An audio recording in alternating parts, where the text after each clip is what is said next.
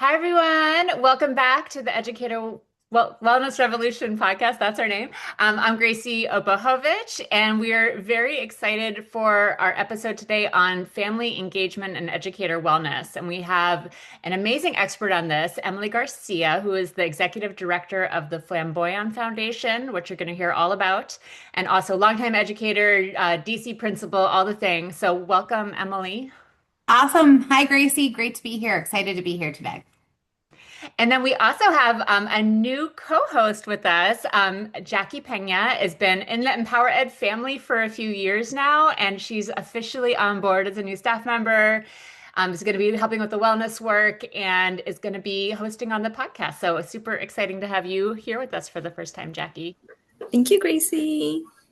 And you were a guest a couple years back too. So this is you're on the other side of the microphone now. That's right.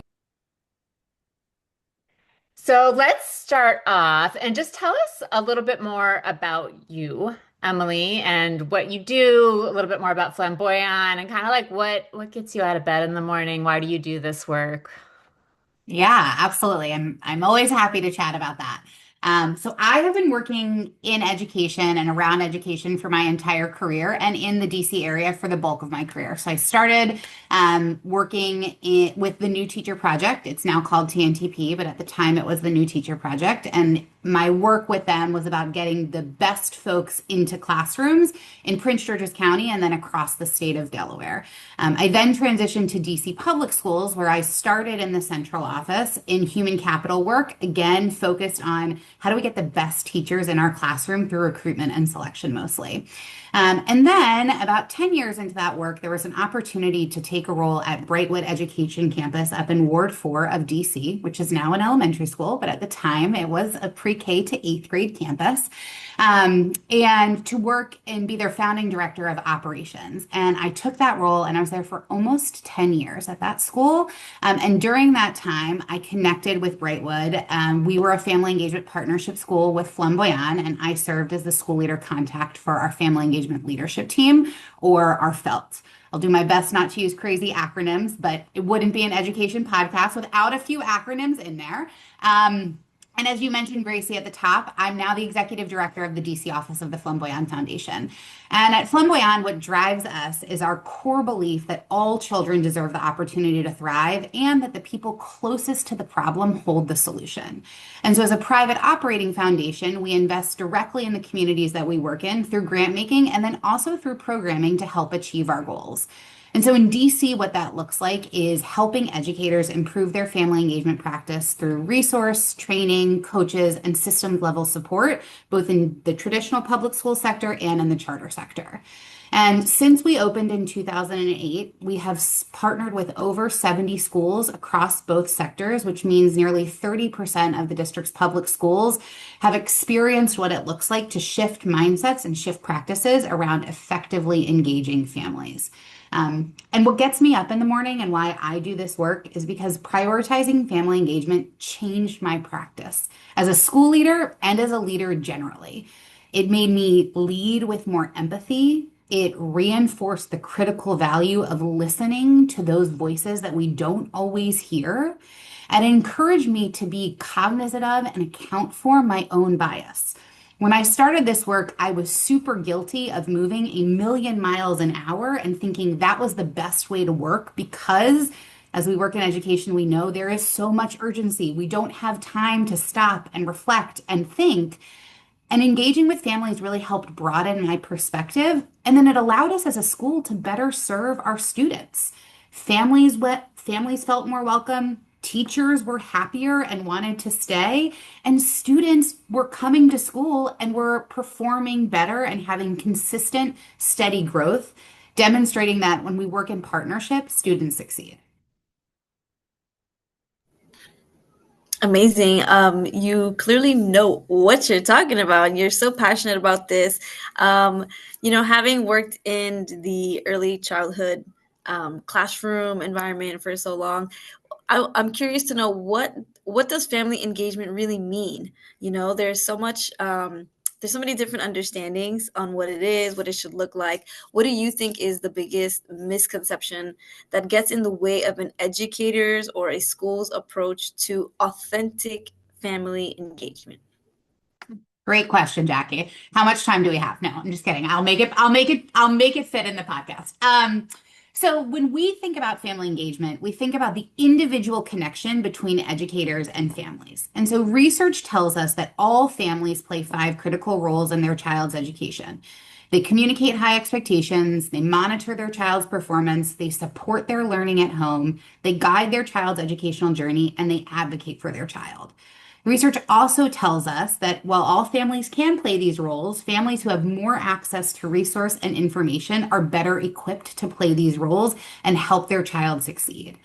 And so when we think about effective, authentic family engagement, it leads with three core practices: relationship building that are built in shared power and trust, ongoing communication, which is the glue, that is the day-to-day interactions that you're having at arrival, at drop off, the message you're sending through Remind or Parent Square. And all of that together leads to deep academic partnering. And to effectively engage families, schools and educators have to make this mindset shift from events to deep individual one-on-one partnerships. And so to answer your question, Jackie, I think there's three main misconceptions, but the one that we hear the most is that family engagement is about events. And so at Flamboyan, we think about a continuum of impact of what actually leads to student success. And events are important. It is important to do back to school night. It is important to do a math night. But events often give us a sense of false achievement when it comes to family engagement. They allow us as educators in schools to check the family engagement box and say, we did it, we created an experience. If they didn't show up, that's on them, without realizing the power of deeper, more authentic family engagement. And then oftentimes when school leaders see that we're doing all these activities and nothing is changing, family engagement becomes deprioritized. There's two other big misconceptions that also come up. One is, in full transparency, we often think that families aren't interested in their child's education and they have little to contribute as academic partners. We believe firmly at Flamboyant that family engagement is equity work, and to effectively engage families, it starts with asset-based beliefs about families and a recognition that the system within which we work is broken. Some of the families that we are working with may not have had good experiences in schooling themselves, and as educators, we unknowingly or unwittingly reinforce these deficit-based mindsets, and so families continue to feel like they do not have a seat at the table. And so one of the misconceptions is starting with, are we only expecting families to show up in one way? And when they don't show up in the way that we think they should, have we written them off as partners for their child's success? Every family has the power to be an academic partner with their child's teacher. What we like to say at Flamboyant is educators are experts in content and pedagogy. Families are experts in their child. And so educators are responsible for ensuring that families have the information and resources to monitor their child's learning and support learning at home. And that's way more than saying, here's the way that you log into Aspen or here's the way that you log into Power School. It's also recognizing that because families are not experts in content and pedagogy, how they support learning at home may not look exactly the same way as you, the educator, are doing in your classroom, but there is still a way that families can help support that learning. And it actually makes your job easier as an educator. And then the last piece that I would say that is a misconception is that family engagement is someone else's job. So we often think it's the parent coordinator's job or the front office staff or the social worker. We actually want to shift that paradigm and say, like, it's actually everyone's job, but not just everyone in a school. It's everyone in a school system, from the superintendent to the classroom teacher to the parent coordinator. It's just, it starts with the individual relationship, but the impact is limited if not everyone in a school system sees family engagement as a critical component of school improvement. Yeah. Oh my gosh, you just said so many really important things. What really stuck out to me was about the like assets based.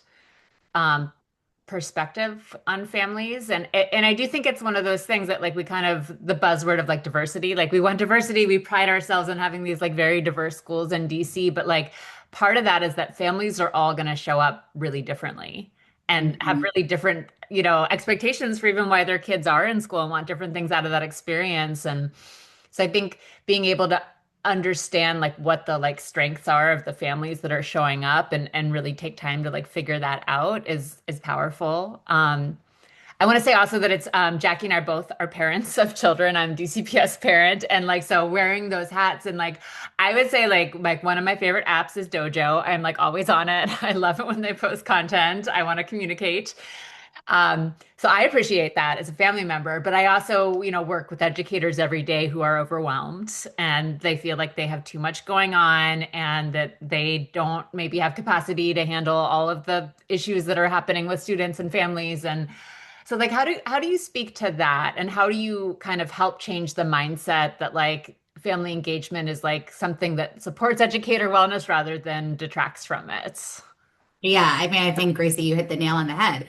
Teachers feel overwhelmed. And one thing that teacher prep programs, whether it's traditional or it's alternate route programs, don't prepare you for is how to effectively engage families. People assume that you'll just know how to do it. Or they're like, well, that one teacher in the building is exceptional. So you should be like that one teacher versus providing the tools and resources and skills for every teacher to be able to effectively engage families. And so I think part of it is creating the space and time, which I just talked about how it's everyone's role. That's the role of a school leader. The role of a school leader is to say, this is really important in our community. And so here are the clear expectations that I'm setting, and here's what I'm going to do to create the time and space and create the structures within our school community to allow you to do this. So, for example, when I was at Brightwood, we recognized that if we viewed family engagement as something else, every teacher in our building was going to view it as something else that they were tasked to do. So we actually flipped the paradigm on the head. If you think about Maslow's hierarchy, we were thinking about family engagement as this like self-actualization. And when everything else is right in our school, then we'll tackle family engagement. We actually flipped it on its head and said family engagement is our priority this school year. We will get to the curriculum stuff. We will get to the pedagogical stuff. We will get to attendance. All of that will actually become easier when we prioritize family engagement.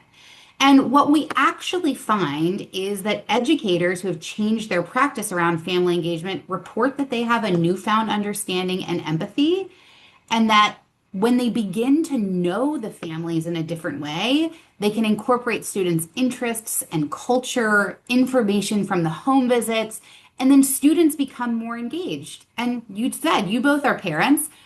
I feel like it's way better to have a positive conversation with your child's teacher than a negative conversation. But if you don't know your audience, it's really hard to figure out what's going to be the best way to communicate and what's really important for the family to know. And so I also think the thing to think about is sometimes we think about family engagement as a zero-sum game. 100% of students have to have a home visit, or 100% of students have to come to a parent-teacher conference. And we actually see that a little bit makes a huge difference. And so students who attend schools where at least 10% of their students are engaged in deep relationship begin to have indirect impacts in the entire culture of a school building. And so our supposition, and more research is needed around this, is because when multiple teachers conduct home visits, their experiences change their own internal narratives, and then they are influencers for their peers in the building, which then leads to a school-wide policy shift or programmatic shift that aligns with asset-based values and beliefs. And so family engagement is one of those things where it's not a zero-sum game. It's not all or nothing. Taking little steps actually has big impacts for a school community. And so I think part of it is, and I will name when you say to that overwhelmed teacher, I just want you to try one thing. They're like, I literally have no gas in the tank to try anything else. And so part of it is saying, who are the people in your school buildings who hold informal power, and how do you get them on board with engaging families in this way, and how do you use them to influence their peers? I think that's really important. Teachers have a ton of informal and sometimes formal authority within their buildings, and they aren't always treated as experts. Family engagement is a way where they can be treated as experts, and we can elevate and celebrate those teachers who are doing it really well. And that is incredibly motivating for teachers. And it's motivating for the person who's being celebrated. And so making sure that that's part of the conversation as well. You said so many things I want to pick at and dissect. My own experience being in the classroom, working, with early childhood, with pre-K 4, having conducted these home visits, I always saw the home visit as an advantage. You said you flipped the script, right? And you prioritize family engagement over the pedagogy, all the curriculum, the concept development. But in order to effectively do that as an educator, you have to be able to extract, from the students' experiences, what exposure they have, their, something as simple as knowing that they have siblings or they have a pet. Those things really give opportunity in the classroom to create student ownership, kind of just find things you can relate on, that you can have similarities, you can bond over. It's that stepping stone into relationship building. And I remember, after my first year of teaching, you kind of feeling out the water. I figured out, I said, home visit for me is like a diagnostic, is running a diagnostic on your student, and I remember anticipating, okay, I have to do beginning of the year assessments. I have to do this. And I was like, let me just do it at the home visit, very informally, in a more relaxed manner. I could see how that really gave us an advantage on locating the student and where they were emotionally, socially, academically, and they're in an environment that is more comfortable for them versus when you're testing a child, they don't know you, they're in a new place, they're trying to figure out their own feelings. It was just, I saw such a big difference in doing it that way informally and having fun with it. So, there's so much that we can say, but I'm curious to know, what are the most important connections that you see between the kind of authentic family engagement and overall educator wellness? Because all of these things as educators, it really it's time consuming, it's emotionally taxing. You invest so much of yourself into family engagement. So what are some of the most important connections that you see tying those two in? Yeah. Well, I think a couple of things that you just said, Jackie, I want to sort of double down on. One is the proactive nature of family engagement. I think oftentimes what is implicitly reinforced in education is you engage the family when there is a reason to engage the family. And so the school might send something home, or you might send a contact card home in the beginning, but you're not ever actually engaging the family until an issue comes up. And research tells us that every person needs to have 5 positive interactions for every 1 negative interaction. And so I think that's true for educators too. Right. And so educators need to actually get positive interactions from families to feel like, then I want to engage families more. And I think it goes back to this idea of starting with your own internal biases and mindset shifts, because that is where the true wellness comes for the educator. And there's no value statement. Every single one of us carries around. I read this great article years ago by a woman, Peggy McIntosh, and it talked about the invisible knapsack. Every single one of us carries around an invisible knapsack of our own experiences in life. And so if you're a teacher that's been in a school for 10 years or 20 years, you probably have some negative experience with families. It's not to say ignore those and throw those out. It's to say, how do you think that's showing up with the current families that you're working with and the current students that you're working with? I think, again, creating the space for educators to reflect is really hard, and we have time to do it. We have pre-service time. We have monthly team meetings time. We have grade level team meeting time. We have time to stop and reflect, but when we're moving at the speed of light, there is never any time to stop and reflect. And so when I think about educator wellness and I think about family engagement, I really think about the role of that family engagement leadership team, which is not the principal. It is leaders across the building at different roles. It could be a counselor, it could be a classroom teacher, it could be I want to say it's an ELL teacher, but I know they're called multilingual teachers now. But it's comprised of a cross section of staff, and they are the ones who are helping to create the system and structures and helping to say, like, we actually need to talk about family engagement. We need to look at our data. We need to reflect on our data. I also think one of the things that I just want to underscore is there have been almost 3 decades of research that say that there are 5 things that contribute to school improvement. One of them is what you talked about, which is student-centered learning. I would argue you can't actually have student-centered learning if you don't know your students, and you can't know your students unless you're willing to put in the time to build a relationship with them.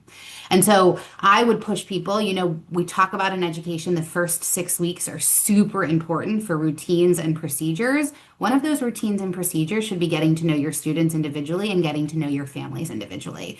And so when you think about it from that perspective, then you can find time to do it. But oftentimes we're doing all the other things and we're making the beautiful bulletin boards, which are super important. I loved a bulletin board, but we aren't always using our time in the most effective way, which makes us feel like there's not enough time.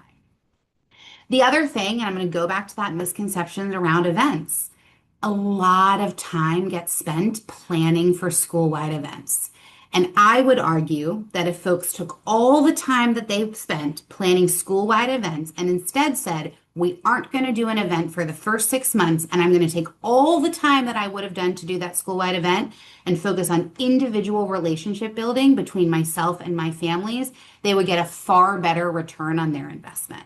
And so sometimes it is about making choices, but we're so used to what we've done before that it's really hard to shift our mindset. And so I think part of it, and that requires leadership to create the conditions to say, here's how you can do it. But I would say that I think sometimes we don't use our time super effectively because we get caught in the hamster wheel of what we're trying to do. And while events are good, they aren't going to have the same return on investment because it's going to be the same families that show up for the events every time. And so I think I'm not sure that I totally answered your question, but that was what was coming up for me as you asked. No, it's great. And I think overall what I'm hearing is it's about relationships. We got to build relationships. Yep, ding, ding, ding. Yeah, and as someone I'm like, okay, we're gonna go to cookies and cocoa, like at our kids' school. I do not look forward to cookies and cocoa, but I really look forward to like conferences with the teachers. Like I really look forward to just a chance to sit down and talk about how things are going, or just even the little chit chat in the morning. And I would say hands down, the best person at our kids' school for family engagement is our security guard. Like she is like a special human being. She knows every kid's name and every sibling's name if they have like a younger sibling. And so I was talking to our principal, I was like, you should have her teach family engagement. Like there, so to look for like the unlikely actors, it could be, yeah, like the crossing guards, the people who are people, like learn from those people. Absolutely. And I think there's a term in the world, in the family engagement world, that is called the funds of knowledge approach. And so what that means is it's actually encouraging educators and everyone in a school staff community. As I said, family engagement is everyone's job, right? It's not just the classroom teacher's job. But the funds of knowledge approach is about helping everyone learn about and incorporate the values and cultural knowledge, skills, and experience that students and families possess to bring them into their classroom to create affirming and engaging learning experiences. It really emphasizes the strengths that students, particularly students in marginalized communities, bring to a school community. But that starts again with this mindset shift of saying, I'm willing to have someone show up in a different way than I expect them to show up. And that can be a really hard thing to shift. When we partner with schools, we actually spend an entire year working with schools on that mindset shift because it's so pervasive. And you can actually do more harm than good, both for the teacher and for the family, if you aren't prepared to go into those conversations. I can imagine that. Yeah, well, and I love that you do take so much time, it sounds like helping educators develop the kind of self-awareness that is necessary to go in and be able to meet people where they're at. And we talked about home visits before, but I am curious because I'm sure you have your people who just like take to it right away and like I'm gonna home visit, I'm like sitting with you, like and then have you helped people who felt really uncomfortable in this process, like find more comfort and how did that happen? Yeah. I'm not going to say her name because she still works in DCPS, but at the time when I worked at Brightwood, she was an eighth grade teacher. She now teaches in an elementary school, and she was vehemently opposed to doing a home visit. Um, and we had to recognize that. And what we realized is that actually students began to ask their teachers for the home visits. And so when a student went to her and said, Miss X, why haven't you come to my home visit? There's something I want to show you. That was actually what made the difference. And so when I talk about it just takes a small subset, because students and families then begin to advocate for themselves in a different way and ask for what they need when they see that it is an option. I think the other thing that really helps shift educators becoming comfortable with this is school leaders stepping up and modeling the practice themselves. And so I would go on home visits because I thought it was really important. And I actually learned new things. I learned there was a family. We thought the dad was not in the picture at all. Turns out, just because he wasn't on Aspen, he lived next door in a separate apartment. And while the family was separated, he was super involved and he had felt like he had been left out of the child's experience for her entire schooling experience. And so I do think it does take exemplars.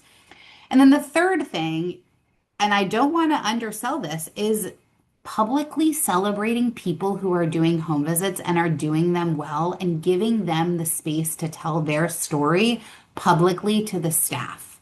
Whether it is them individually, whether it's them and the pair teacher that they went with, whether it's them and the parent.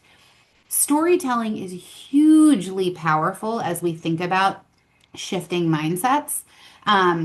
And I am a firm believer that no one should ever be forced into doing a home visit because that will actually do more harm than good.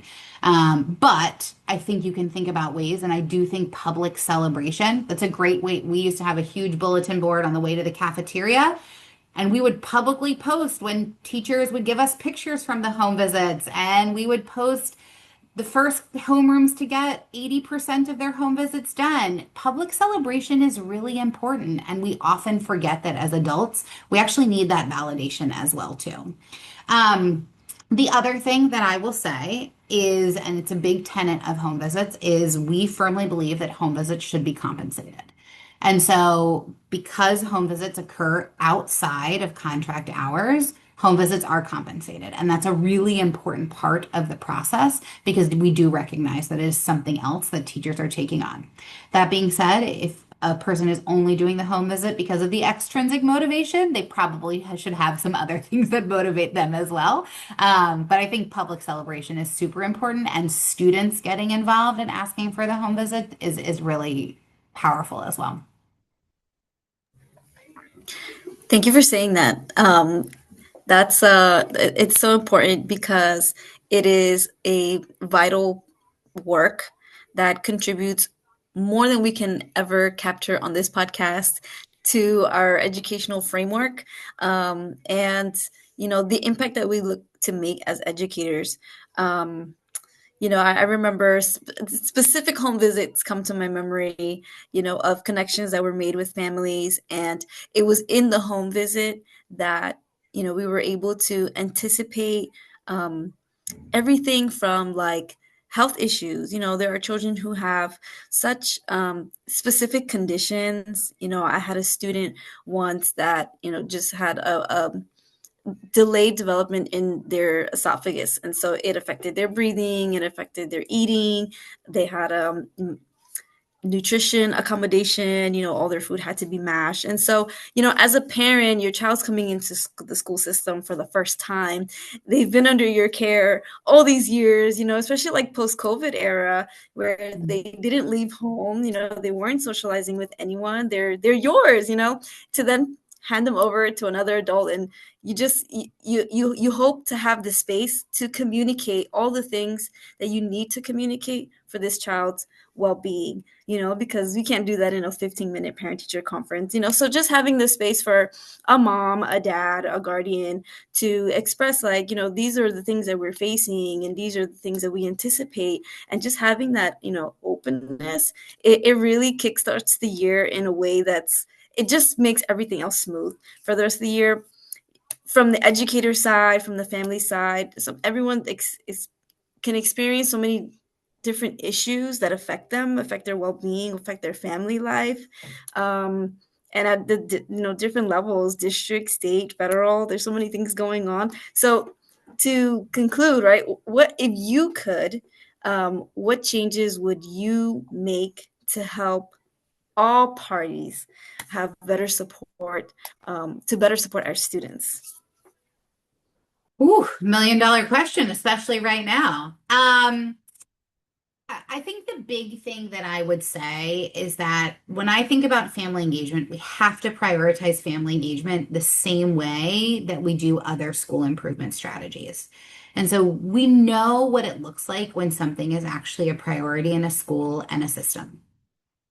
It is reflected in how resources are allocated, and that's not just monetary resources, that's time, that's human capital, that's airtime when you're speaking publicly about it, whether it's at a council hearing, whether it's at a chancellor's cabinet, whether it's at a staff meeting. And so oftentimes those non-tangible resources that aren't hard and fast money are actually harder to commit than funds. It's easy to put a budget line in. It's much harder to actually effectuate the strategy that goes with that budget line when you're in the midst of lots of different things. And so I would say that what I would love in a perfect world is that at the district level, at the OSSE, SCA level, at the federal level, we're allocating resources intentionally to help create the conditions for family engagement to happen. And so when we think about those 5 roles that families play, there's really baseline critical things that educators do, right? A family and an educator have to be aligned about what high expectations for that student looks like, both academically and behaviorally, so it can get reinforced in both places. A principal and a school leader also plays a role in helping ensure that that can happen. A system leader also plays a role in making sure that that can happen. And so I think oftentimes we don't allocate resources and yet we expect magic to happen in school buildings.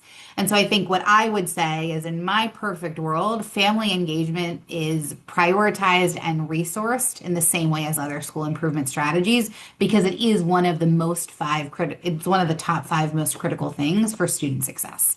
And that's an uphill battle, but my hope is that we're making strides to get there. Yeah, yeah, I just want to give you all the power to fix it. Like I Thanks. see it. Yeah. And I do think like what COVID taught us all is like how important relationships are for learning. Like we can't do this on a screen. Like we need each other. We need to be in community together. And I mean, it's a big part of what gets me out of bed in the morning is just I really believe that schools are like hubs of community. And I think they can be hubs of healing too for each other, for us to come together and heal the hard experiences that we've had in education growing up for ourselves as parents, that we can, you know, get excited about learning again, and no matter what age that you are.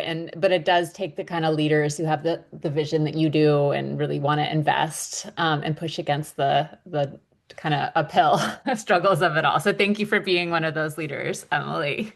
Oh, thank you. No, I mean, I agree. I think we sometimes forget that we are humans in schools too, and what drives human connection is relationships. And so I joke sometimes that like it's like meeting someone that you might eventually go on a date with or get married to. It doesn't just like happen. You invest in it.